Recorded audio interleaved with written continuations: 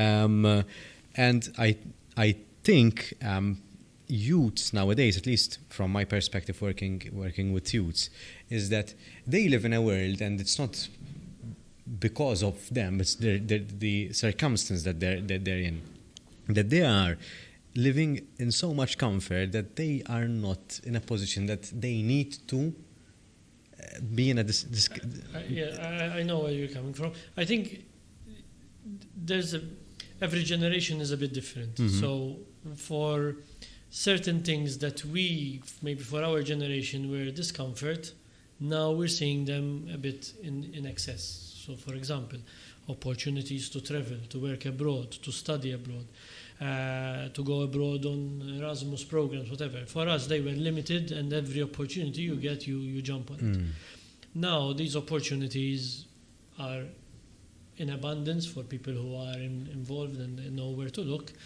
So, certain things are better off now. However, there are certain difficulties that the youth today face. We were actually discussing it this morning, that the youth at the moment live in a space where the previous generation, at least, we cannot generalize, but as a general trend is that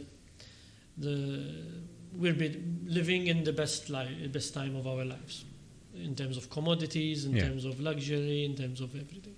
So they have that, but they are also worried about other things. For example, social media, the fact that they get access to the amount of information that they get is sometimes too much. To handle it, to know what's right, what's wrong, what's fake news, what's real, what's just an opinion of someone, what's actually facts. So that their lives is actually documented. Because even if someone, a youth, doesn't want to be on Instagram, Facebook, Twitter, whatnot, kind of they're forced to, because their friends are, they post, so their life is constantly exposed to that. So they feel they're constantly being watched. So although sometimes we say it's vanity and they want to show off what they're doing and everything on social media, they feel the pressure that everything they do is also there. So they worry about climate change, the environment, for example. It's innate in them. Our programs, for example, speak about climate change. When we give challenges, we talk about the Sustainable Development Goals and everything, but really and truly, the ideas they come up with are all conscious of the environment. So they're worried about other things, which we before were into. So I think it's more of understanding the context they live in. Sometimes, yes, society now with, maybe I'm being a bit controversial, sometimes with the political correctness, and we need to be careful what to say and really adjust to everyone's needs and wants. Yes, sometimes we try to make it too easy, and then when something goes wrong, they might not be able to handle it. But again, different realities. There are youth nowadays living in different realities. Some have opportunities, others don't. And that gap is growing as well. So we need to keep that in mind, that there are people falling behind because of lack of opportunities for them. Be it because of financial, be it because exposure within their family household to opportunities.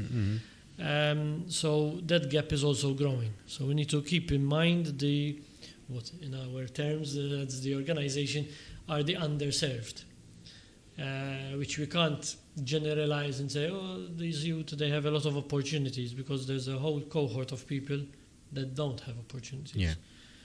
Or they're not aware of the opportunities. The life is too hard for them to think of opportunities to move out of their situation. So I think we need to keep an open mind that there are people facing different situations, but we do need to start from a younger age putting people through certain challenges, certain situations, to get them to fight for it, to get out of a problem, to solve a problem, to be creative, to be critical. Because in some cases, we expect them within our education system to follow a path, to follow a line. And if they get out of line, we make sure they're back into it. But that kills also the critical thinking, the creative thinking. Mm-hmm. So I think education, the education system, not just in Malta, everywhere, and especially Europe, was built with the Industrial Revolution in mind, that you need people to do their job, stick to the job, a job for life, you have a set of skills, but the world moved on. But the education system, unfortunately, for various reasons, did not move on as fast. Mm. There are currents that want to change it, but there are also some barriers. I don't think that some, but there are barriers. What you made me think of, Matthew, is that it's the scope for even for this podcast, because I do believe that we don't have enough space to develop our own internal resources, and I think we are overly relying on the use of medication, psychological support, and validation from social media, which I can understand, but we don't spend enough time. And to be honest, if I were younger and living in the atmosphere that young people are living today, I wouldn't even know from where to start. So I'm not blaming at this stage, but how can we give the youth, because even adults like this, the ability to think about how can they improve their own self from inside out? Yeah, again, I think it's, to be honest, through going through experiences. You learn how to improve. You learn where you need to up your game on certain skills is by going through experiences and going through experiences that are out of your comfort zone. So, for example, I meet parents that say now we're stopping all activities because there's private lessons. Yes. I get that a lot. But the fact that this youth, can juggle and time manage their sport, their activities, their studies, their private lessons and exams, whatever, is also a skill that we need to impart, Definitely. for example. So going through that experience, that challenging time of exams, is also a learning experience. But the opportunity is being missed because we're not even getting them to the start line.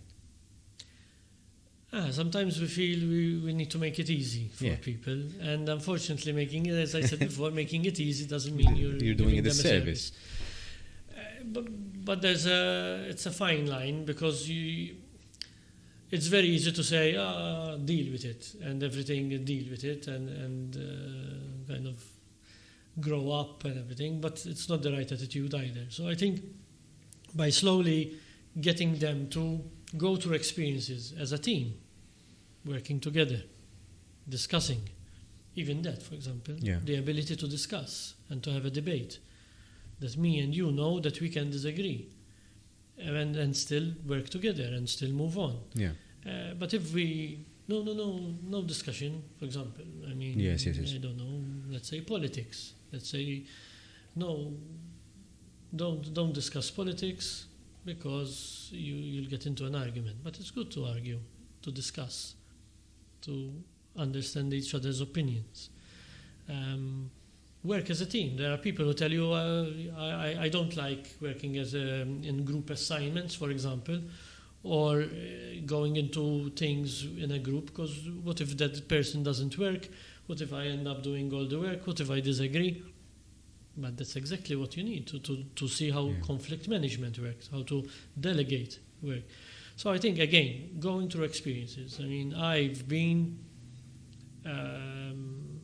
coming back to me, for example, when the Young Enterprise Program started, and I joined the Young Enterprise Program because someone in school kind of made me, to be honest, and my brother and sister did it, so I had to kind of do it.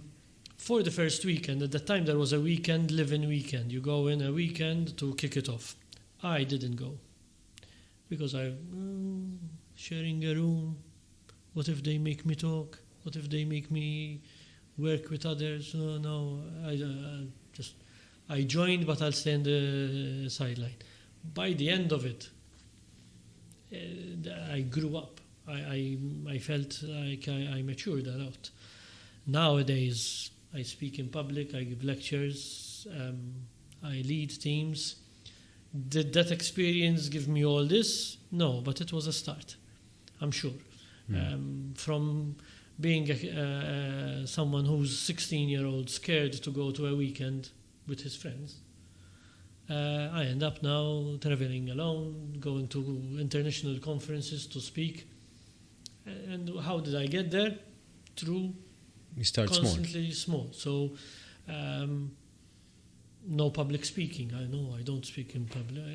In my university days, I was very active with student organizations, KSU and everything. I used to get my friends in my course asking me to be in their team for their group work because I was able, or not able, I wanted to talk. I didn't mind talking and giving the presentation. So they used to come and tell me, I will do all the work, the assignment and the presentation, we'll prepare it for you, but you then talk, not us. So for me, it was a perfect deal, to be honest, because I did something which I didn't mind, and they did all the work. So for me, that kind of group mechanism worked. And when during my university time, I had an accident, and I was out of action for 3-4 months. Okay. I remember we had an assignment that I was meant to deliver, to present.